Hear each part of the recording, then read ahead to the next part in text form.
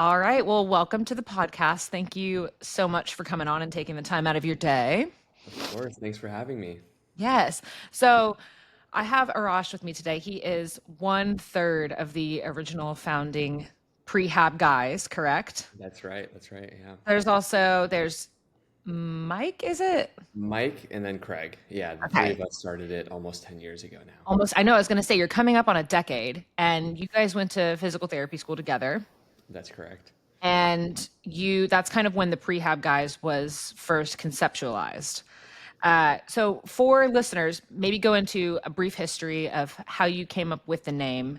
and what the original concept was, and then kind of where we are today. Totally. So it was during second year of PT school that we started the Prehab Guys. And the thought was actually we were doing our clinical rotations at the time. And we realized that people came in very reactively after these issues have gotten really bad. And unfortunately, at that time, the information online just wasn't really that great. And so people would follow the wrong information and then they'd get worse. And then they'd see us in the clinic. And we realized the value of getting information when they need it and also the value of making sure that they have good information.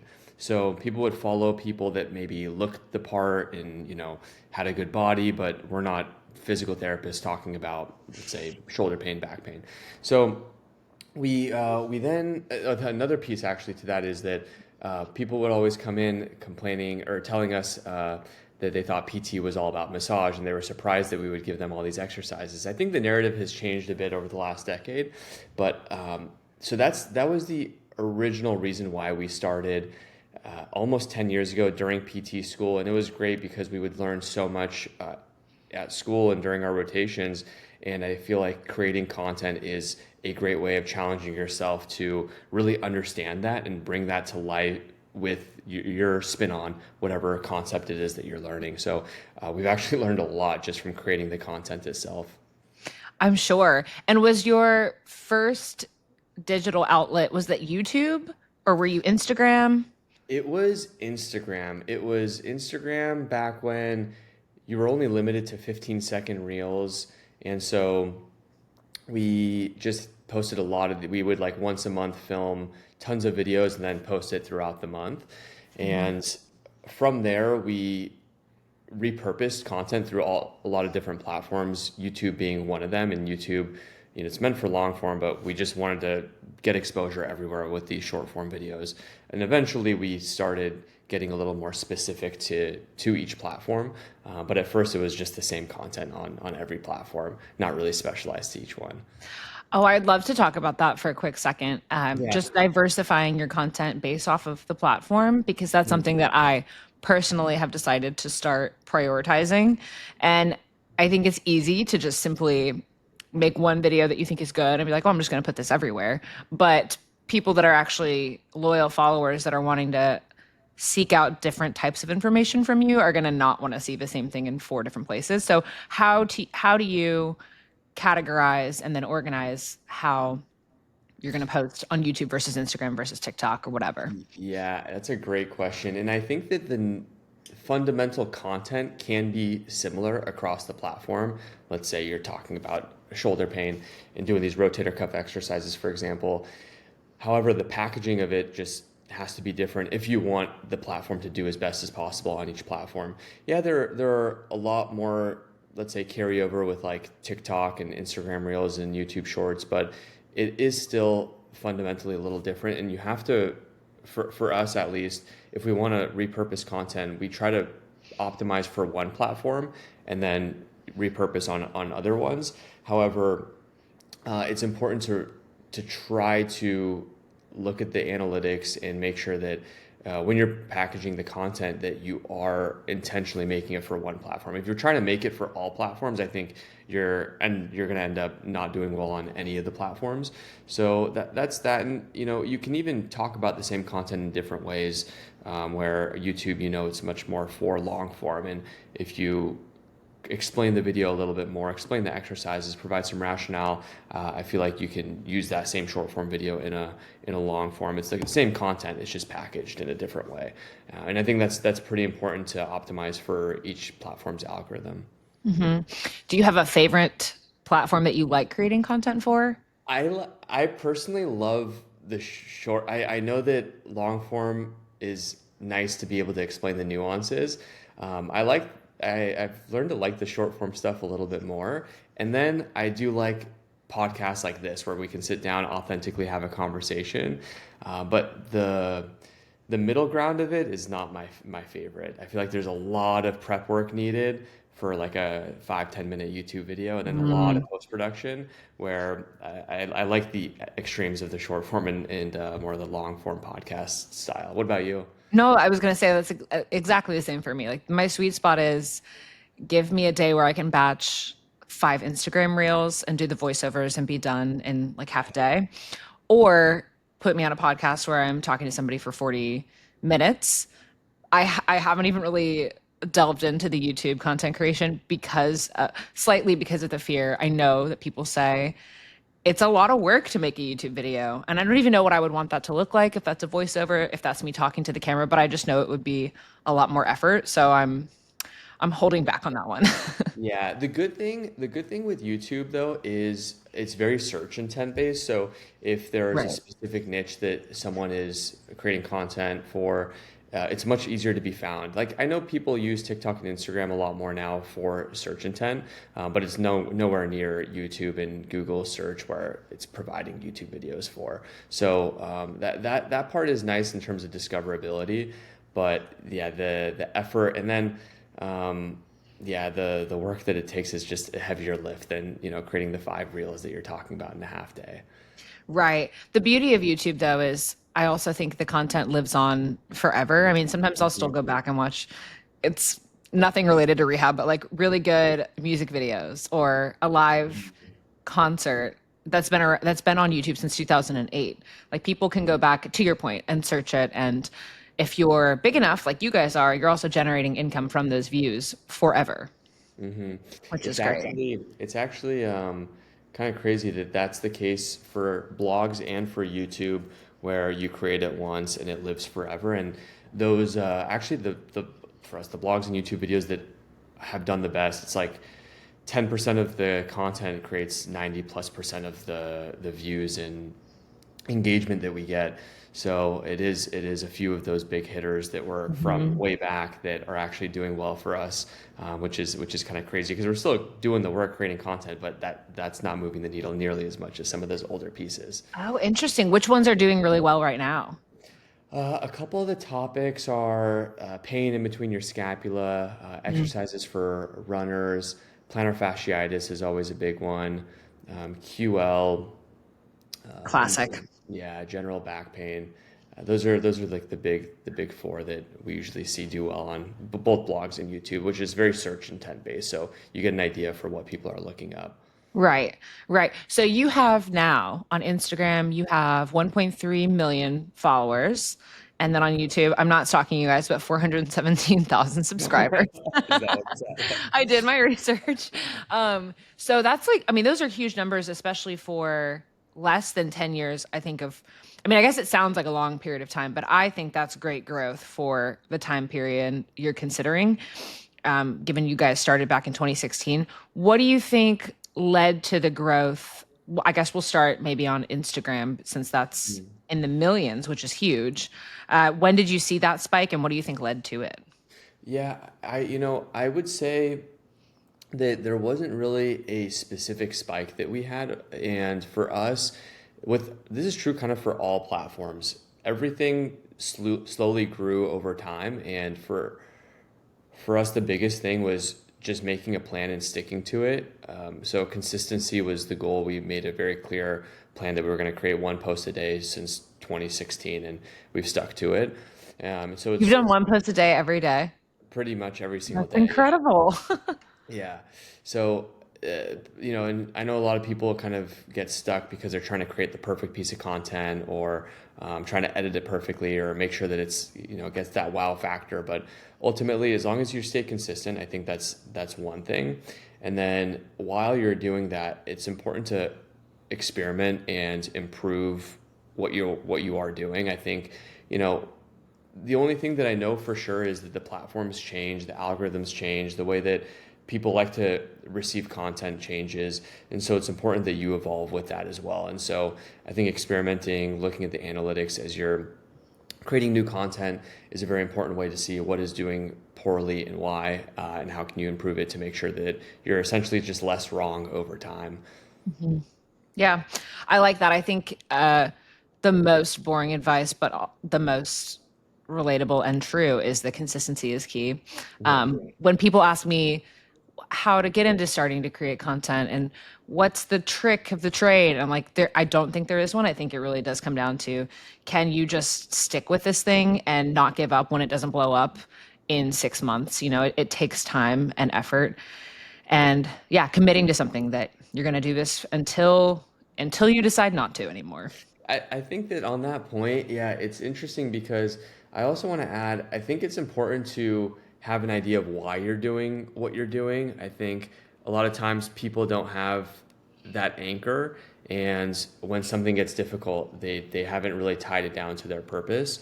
And so I think it's important to make clear what your purpose is. And for us, we made that clear from the get-go in terms of educating the public on what it is that physical therapy does and giving them the tools that they need when they need it. And so if you're just creating content to hit like 1 million followers, I think when things get difficult, it's very easy to give up, like you're saying, versus holding true to the mission. Because honestly, most people's mission, you don't need a lot of people. You just need like a few people that are very dedicated to that mission and on board and aligned with what it is that you're trying to preach. Yes, 100%. And I also think, to your point about changing as the algorithms change and as the platforms change, it's important because I'm constantly auditing myself to see, like, okay, what performed well and why, but also at the same time learning to walk the fine line between, let's make sure that we're creating content that's going to get seen and the algorithm's not going to hide it, but also still staying true to like my specific art, or your, like, the Prehab Guys, they're kind of their recipe. Because if you're just following trends and just trying to get views, you'll kind of lose yourself in the noise, and it won't be as fun, I don't think. I totally agree with that. That's why I don't overemphasize on that, but it's important to have an idea because like let's take the extreme end. I know someone that schedules their post for the entire year and they don't look at it Oh, at all. That's like, no iterations, no experimenting, and then after the year, improving and learning from things. And then there's the other end of like spending too much time on all of these different platforms, analyzing things to try to make sure that each post is like this grand slam, and that's also not going to be the case.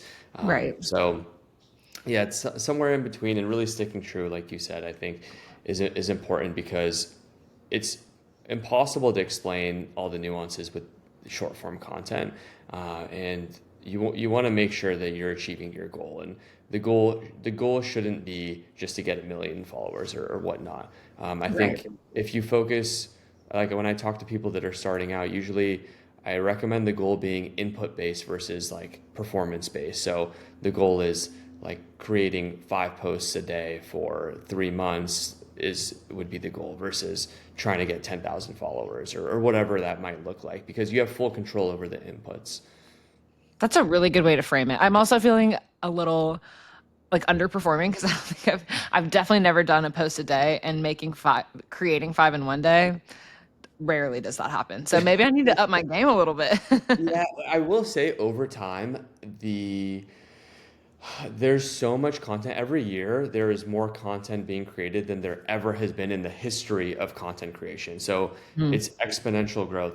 So now it's much more about quality content than volume of content. So I think it's totally fine. We've even decreased cadence on a lot of the platforms because we're like, more is not necessarily better the way it used to be. Now it's more about quality content because a couple good pieces of content can do a lot better than 5 times more content that's not well, that isn't really packaged well. Yeah. Yep, I agree. That, I guess, kind of brings me into one of my next points. I was gonna ask, and we talked a little bit about how the algorithm changes, and a lot of that is unpredictable, and you just don't even know Yeah. sometimes why things do well or why they don't. But is there any specific things that you've noticed change on Instagram or on YouTube over the past year that you've kind of had to learn to course correct and change the way that you operate? Yeah, on YouTube, I would say not a whole lot in terms of its long form. I think it's actually played it's been pretty consistent. The short form aspect of YouTube, I know they're trying to compete with platforms Mm. um, like TikTok and Instagram, where there's a bunch of quick reels.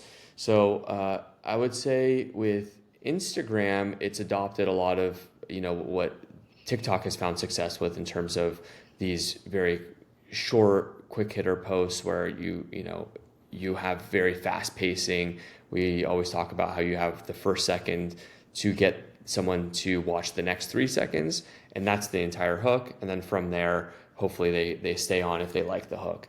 So it's very important to package those first few seconds. And I think Instagram has started giving a little more equal playing field to everyone that's creating content, not just the big platforms.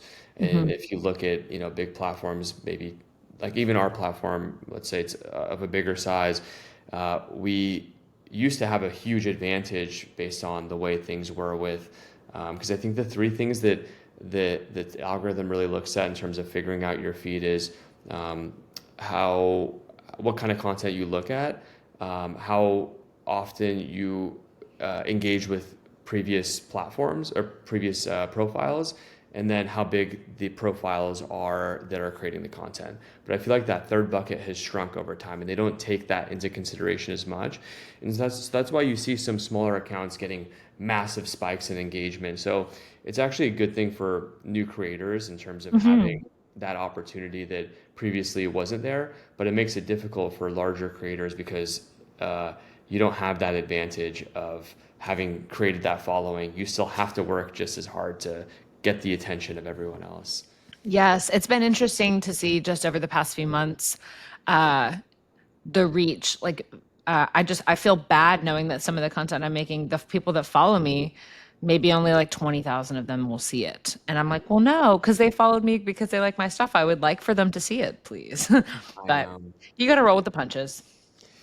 That's the thing. Yeah, it's tough. And so that's why we even, if we have a certain message that we really want our following to see, just organic content is becoming, a smaller percentage of the reach that you can get with even with your own following. So we've started Mhm. doing some paid ads, retargeting our social followers so that way they can see whatever message it is that we're looking to make sure they do see because yeah, it's only moving more that direction, it seems like. Yes, and the pendulum just will swing, and it's hard Mhm. to know what it's going to do. You just kind of have to keep chugging along. Exactly. Yeah. Yeah, I get a lot of questions from followers. I haven't run the numbers or done too many analytics on who exactly is following me and what they're doing, but it seems like a lot of physical therapists, a lot of PT students, chiro students, that realm of people, they follow my content and they are always wanting to know, like, is it necessary to have an online presence, or Mhm. if I want to go out and do my own thing, kind of like I did, do I even need to do that? Is this even something I should focus on, or should I just focus on like the in-person marketing? And I know you guys now have an in-person clinic as well, right? You guys are in LA. That's correct. Yeah, prehab physical therapy. Yes, which is so cool. But what would you say to those people? That's a great question. So I actually did a talk at CSM this earlier this year, and I had a Oh, slide cool. that said 143. And the reason why I put that slide on there is that people spend on average in the U.S. 143 minutes on social media a day. A day, that is. That's a lot.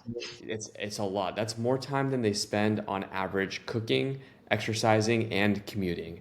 All three things are less time than the time they spend on social media. So it's important to understand that piece. Now, in terms of do you have to, I don't think you necessarily have to be successful because I've seen clinics be successful without it. I think that it increases your probability of success drastically. So if that's the goal, I think you should do all the things that you can to improve that probability of success. One big thing that I think it helps with is not so much that you're going to get all these new people flooding in your doors. I think that the biggest thing that it helps with is, 9 out of 10 people search their provider before seeing them, or the facility that they're going to see before seeing them. And I think a big thing nowadays is that getting people to convert becomes more and more difficult with all these options that people have. They can go to 10 different clinics now. And so the goal is if they see your clinic or see you as a person, that they resonate with you, they understand what you're about. And that's the sales process in itself. That's kind of that resume of who you are. And hopefully that does a good job of getting someone interested enough to come see you. Because most people now don't even give the people calls. They decide on their own prior to even coming in the door. So I do think that it will help increase the probability of success. And I don't think you need to go crazy with it to meet that goal. But I tell people that even with our combined following of like, let's say close to 3 million now, if we post, hey, our clinic is accepting 10 new patients, there will be people that reach out, but they're likely not going to be in the area. And then if the Right. ones that are in the area are looking to likely go through their insurance, so maybe that leaves one or two people out of the 50 people that have reached out that would be an appropriate patient. So that's not the most effective strategy by itself, but I think that in combination with some of the local community building, I think that you can kind of hit both of those. But I'm curious what you think about that question. Yeah, 100%. I preach the same thing. I never want people to think that my clinical success, like in person, comes from social media because I think that can be easily misconstrued. They're like, oh, of course she's doing well. Like she's got 100 something thousand followers on Instagram. Like people must just be banging down her doors. But what people don't realize is that like a lot of those people don't live in Chattanooga, Tennessee. The vast majority don't live within a 10-mile radius of me. Yeah.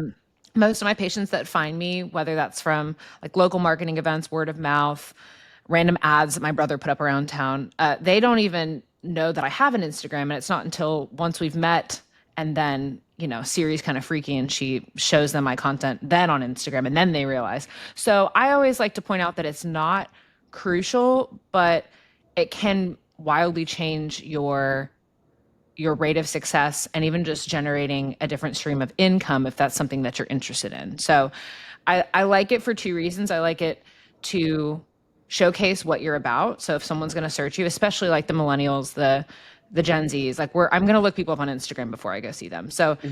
just even if you have like 2 followers, but you show that you're a real person and you're like an actual practitioner that is in the area, super helpful. And then if it's something that you want to really like steer into that lane and really work on content creation, you can diversify your income stream, which is nice as well. So yeah, I totally agree. Yeah, no, I agree. Lots of opportunities that we didn't even know about have opened up just because of this. So I agree with that aspect of things. Yeah, I was wanting to touch on that a little bit too, because I mean, it started out with content creation and I know how that can generate revenue, but you also have an app, you also have programming that you do for people, you have the in-person clinic. How has that evolved over the years? Yeah, it's evolved quite a bit, and I think that's kind of the most important thing to focus on is as an entrepreneur is figuring out where resources are best spent based on the company goals that you have. So initially we had individual programs. So actually, sorry, the first product that we had was an exercise library that was for clinicians, and a lot of clinicians don't even know that we have this, but it's meant to be an HEP platform. You build programs out, send it out to your patients and clients. And We'll we've plug it really quick. So it's called the Prehab Guys. Is it on the App Store? it's the Prehab exercise library. Okay. It's on the website. There's no app for it actually. It's Okay. just a website that you create programs. So then that was our original focus was creating that because actually more for us that we didn't have an HEP platform that we liked. So we were like, let's just create one. We already have all the exercises. So that was the first product. And then over time, we realized that this need for patients getting help when they need it has been a big issue, especially that gap between when they see their physician and get a scheduled appointment with their PT can be like a month. So that's a great time to plug it in, or for the busy person that has an issue, but it's not bad enough to where they need to go see PT or they don't think they need to go see PT. Those people can do some things at home. And right now, the best thing is content on social media. So we wanted to help those individuals out as well. And so we created an app. The app helps people get out of pain and prevent injuries or reduce the risk of injuries. That's probably the big item right now that we have most of the team working on. And then over the years, as we kind of expanded our location and grew towards a bigger size, we realized that there's a lot of value in having a clinic in person as well. It's a great place to test different things that we're doing in the app. And then also more PT Brains really helps us with elevating not just our content, but our company as a whole to being more and more evidence based and making sure the programming in the app is continuing to evolve as well. So yeah, those are our three pillars of the business, and it kind of ebbs and flows in terms of what the main focus is between those three. But we have people working on individual things. It's kind of hard to have numerous items to focus on, and you realize as you grow the business, it's kind of like you need to make sure the focus stays as narrow as possible. If everyone is working on everything, it makes nothing get done well. Kind of like to the same analogy that we used earlier with trying to create the same platform or same post for all different platforms. Hmm. So yeah, it's evolved quite a bit, but yeah, it's going to continue to evolve and change. That's for sure. Yes, that's exciting. I think the growth is really cool. I mean, I don't think 2016 you could have ever imagined that this is where you'd be, Totally. right? Yeah. One step at a time, and not until the pandemic, we never really went fully in until 2020 actually. 2020 was when we were like, okay, let's really commit to the business. There's this opportunity because not many clinics are even staying open right now. Let's just focus on this. And most people were going online. That's when we did notice a spike in revenue. That is not necessarily social media, but uh, then we reinvested it back into the business, got our first office space, and that made it really easy because we can film content whenever we want. Beforehand, actually, I don't know how you filmed content before you had a space, but we would just rent space in different places and just film Yeah. once a month. Yeah, I was, well, it's just little old me, solo me. So I didn't even have like two other friends to work on it with. But I Mm, would just go, I'm a member at several different gyms in town, and I didn't even have a tripod. I would just set my phone up, try and be like very inconspicuous. And the yeah, content didn't do very well. It wasn't until I had my own space that it really started to take off. And yeah, I think that speaks for itself. Like the consistency in the location and what I was doing reached more people than me just being in a random dark gym on like a Monday morning trying to film something. So, totally. Yeah, it yeah. almost becomes part of the branding, like the location that you're in and the way things look and feel. It's all part of it. Oh, yeah. Yeah. And you guys have at this point, I mean, obviously the three founding fathers, and then you have like a whole content team and a couple PTs. What's the, Yeah. We have, I mean, it's difficult because there's a lot of contractors as well, or people that might be part-time, but I think right now we probably have about 30 total people that work with the business, and it comes out to just over maybe 23, 24 full-time equivalent. So I would say, yeah, there's about 5, 6 people on the clinic side, 6, 7 people on the marketing side, a couple on the customer success, about 6 people that are working on the app, and then 2 or 3 that are on the engineering team, just engineering as a whole. So I'm not sure how that math added up, but those are very, very rough numbers. And then sounds there's about right. yeah. Yeah. So there's all sorts of roles. And I know that most people will see the social media stuff because that's where the eyeballs are, but that's a very, very small percentage of the amount of time that's spent as a business. It's maybe Yeah. 2% of the company's resources go towards that. So have you been in clinic practicing at all since 2020, or did you kind of take a step back 2020 and really start to focus on the digital side of things?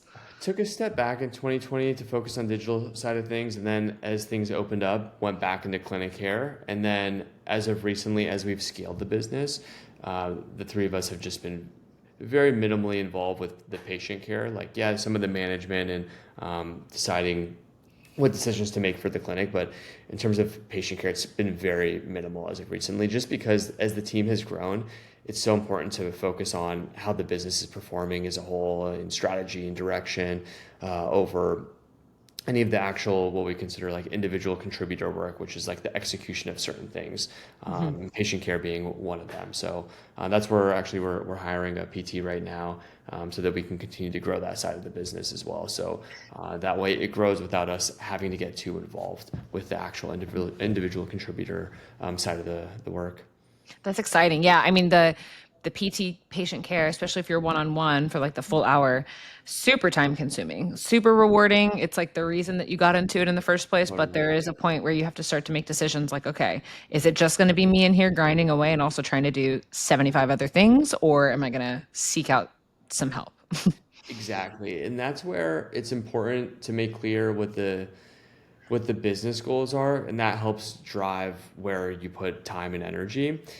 The other piece of that, I think, selfishly, every entrepreneur should try to enjoy the process as much as possible. So I always think that it's helpful to do some sort of energy audit with like figuring out what it is that gives you energy versus takes energy away from you, and try to lean into those things. Because let's say worst case scenario, you start a business and it doesn't do well, and let's say you close it after 5 years, but at least you did the things that you enjoy doing, and enjoyed that process because you leaned into the things that give you energy. You have to obviously combine it with what's best for the business. You can't only look at that independently, but I think that's often not looked at, and that leads to people not enjoying what they're doing. And it's a long-term game. Like, we've started almost 10 years ago. It's not like, even PT school where you can kind of push through for a couple years and then be done with it. So you're building this in terms of your lifestyle, and you want to make sure that it's moving towards a place of life improving as the business does better.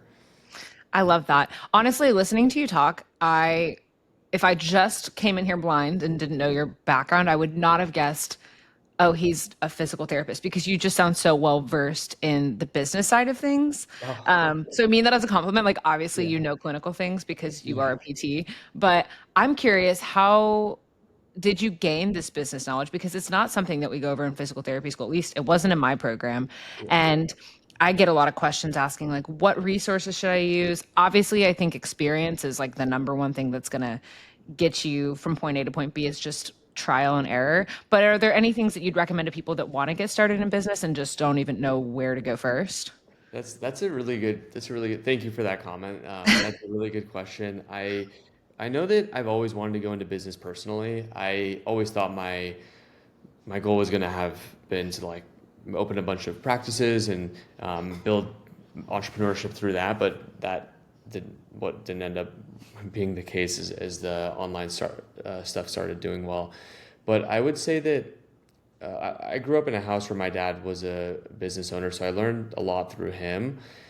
But I've always had an interest, and I've just learned through, and it's interesting. A lot of professions actually, there's like, there's the formal education of like going to an MBA or whatever, or getting a business degree. But I think that a lot of the content nowadays through podcasts and YouTube was a great starting place for me. I agree with you that actually doing the thing is the way that you get feedback in real time and you're forced to learn and make decisions. I would also say the two big things that helped along the journey. We've joined a business academy that was super helpful. It kind of breaks down business in terms of like being evidence based, where these are things that after looking at like 10, 20,000 businesses, these are the things that small businesses had in common, that they worked their way to becoming more of like a mid market size business. And then, and they even talk about things like having vital signs of your business and tracking those metrics to make sure things are moving the right direction. That's Mhm. one. And then the other piece is having a mentor or a coach. I think Mhm. that's been super helpful. That person doesn't have to know all the answers, but as long as you can critically think and try to address the right problems with them, I think the business will continue to do well. So yeah, we've been fortunate to have a good business coach along our side as well. But it's tough because nowadays there's just so much content and resources available, and this is true even for PT, let alone business. But like it's hard for the consumer or the entrepreneur to know who to exactly listen to because there's so much information. And so half of the battle is just figuring out which person is the right person to listen to based on what I know as a person. So yeah, it's just and then, oh, another thing is I really recommend journaling or having some time to objectively write down thoughts. I think this is good for anyone that's trying to grow and improve as a person, but I think that there are always going to be a million problems to solve once you start your business, and making sure that you're clear and trying to remove emotion from some of those decisions that you're thinking through, I think is helpful, and I think writing down is a great way to do that. The writing it down piece is smart and something that I have started to implement more, even if it's just like brain dumping onto a Mhm. piece of paper to clear your head and figure out like what do I actually need to prioritize if I want this to work. So I totally agree, and I'm big on mentorship. I think it doesn't have to be something formal. It doesn't have to be even like a paid service. I saw a funny meme recently. It was like if a guy is trying to sell you on a course on how to become a millionaire, he probably hasn't figured it out yet, or something like Totally that. agree. Yeah. Yeah, like Yeah, you you don't. see so much of that nowadays. Yeah. Yes, you see so much of it, and it's like rather than going the route of like who can just suck you in from having a good paid ad, maybe try to find somebody in the field that you're wanting to work in that's been successful or is a few steps ahead of you, and reach out to them. Like it doesn't have to be some official like will you be my mentor, but just like picking their brain, seeing if they can meet or Zoom or whatever, and just be resourceful that way. I think that's going to be a lot more fruitful than yeah paying a bunch of money for a course that really you have no guarantee return on investment with that. That's a good point that I think a lot of people, you have to be careful with who you listen to. Like there's a quote that if you listen to everyone, like that's the quickest way to get bad advice. And I think it's important to listen to the people that are closest to your goal, not Mhm. closest to you. I think it's important to listen to people that are closest to you as well because they have your best interest. But it's important to make sure that the things that that person that has achieved what you want at least gives you an understanding of how they did it. Now, it's not always going to be the same. Like if I wrote a playbook of how we went from 0 to 1 million followers 10 years ago, it's going to look different. It's almost like asking the person that won the lottery what were their numbers. It's obviously not going to be the same. So you have to try to take that with a grain of salt as well, and make sure you adapt it towards your goals and wants and needs. But I totally agree with that sentiment of like having someone that is slightly ahead of you, not too far ahead, but like slightly ahead to help with that. Yeah, too far ahead they're going to be like gosh I don't remember, but Exactly. a few steps ahead they might be able to offer some good advice. And while to your point, like no one's story is going to be replicable. I can't do exactly what you guys did and hit the same numbers that you did, but general themes will be the same, like the consistency, having goal setting strategies, like constantly auditing yourself as a business. All of those things are relevant and would help you improve. Okay, so if you could go back to your 2016 self and give yourself a piece of advice, what would it be? That's a good question. You're like, just keep doing what you're doing, man. You got it. Yeah, no, that's a really good question.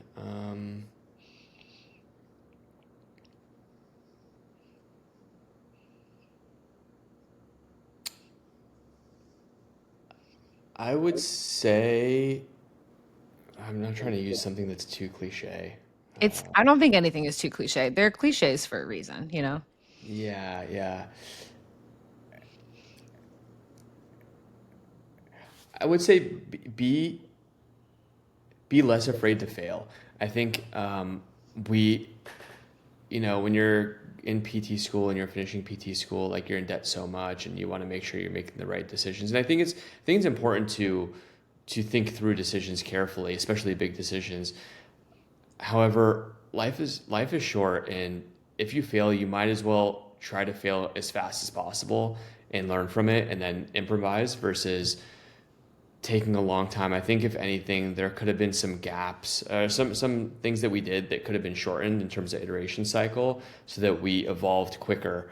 But I think we evolved and we grew. It's just at a slower rate than we could have with some of these decisions, like starting a practice and building out the space and whatnot. But I would say, statistically, yeah, you're businesses that start aren't going to survive for long.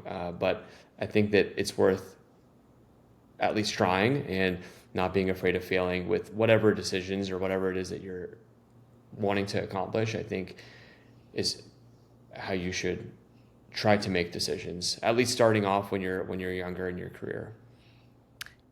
I love that. Yeah, I think the majority of the things I've learned, and if I look back on the life cycle of my very still new business, the all the learnings came from things that didn't work well. Not like, oh, this is going so well, I've learned so much. Sure, some things will go well the first time you try it, but a lot of times it won't. And that's when you start taking notes and you improve your process. So I love that. Exactly. That's when you honestly learn. Like if everything goes well perfectly all the time, there's no feedback to learn from. I think that's just luck. Yeah. Yeah. That's almost impossible with any business, but that's where you really have to think through things. And I think a big focus that we've had recently is just building good systems because you don't, like James Clear said this, like you don't rise to the levels of your goal, you fall to the levels of your systems. And it's important to have those systems in place because as things get busy or whatever might pop up, it seems like all these things are important, but making sure that you have good systems in place for what really matters, make sure that at least those things are achieved. And then great, you can jump towards whatever new thing you may want to accomplish, but you don't want to fall prey to the shiny object syndrome, and you want to stick to what you know is going to be best. And I think that those operational systems in place are important, especially as the company grows. Yeah. What's next for the Prehab guys? Anything in the near future that you can get us excited about looking forward to? Yeah, you know, I wish I could talk more about this, but the library is something that we're actually focused a lot on. That is a resource right now clinicians use to create programs, like I mentioned earlier, to send to their patients and clients. But we are trying to make it where their patients and clients can prehab a lot longer than just that time when they're getting care. So that way it's a continuum of care because, how often do we see it where someone comes in for back pain? You give them things, they work with you for, 2 months, 3 months, they're better. And then, 6 months later, they come back for that same issue. So we're trying to make it where the PT has more control.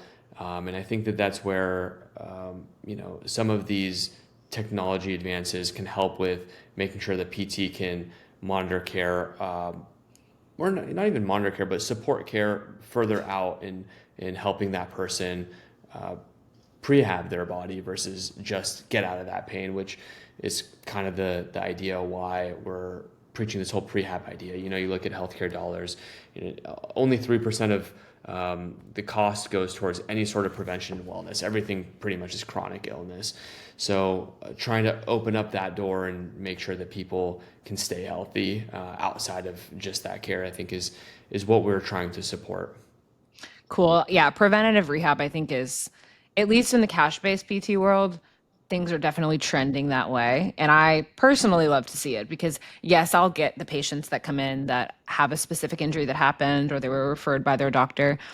But on the flip side, I'll get athletes that come in and are like, I kind of have something going on, but I actually want to just really tune things up and refine things and make sure that nothing gets any worse. And that's really fun to work with. That's when you get to be really creative too. So I love it. Yeah, and there's so much to take into consideration with that, like previous injury. What's the risk of an injury? The having that previous injury. So like making sure that they're getting those taken care of. What is it they're trying to get back to? I actually just tore my ACL Oh no. a few months ago, and I had surgery. I'm on week 6 right now, but like yeah, it's not great. I'm so sorry. Wait, how did you tear it? So yeah, I was playing soccer, and Mm. I played soccer my whole life, and I knew that I was taking inherently a little bit of a risk by playing a sport I don't play, super often, and I should have done these things to prevent injury. Like I know that, but if I don't know if someone was to be like, no, like make sure you do these things for a few months before jumping back into it. I know that most of these ACL injuries can be prevented. Like just doing these things reduce risk even over 50% sometimes. So, so I think these screens can be very helpful, or even working with someone preventatively can be very, very helpful, especially if you're trying to do higher level activity.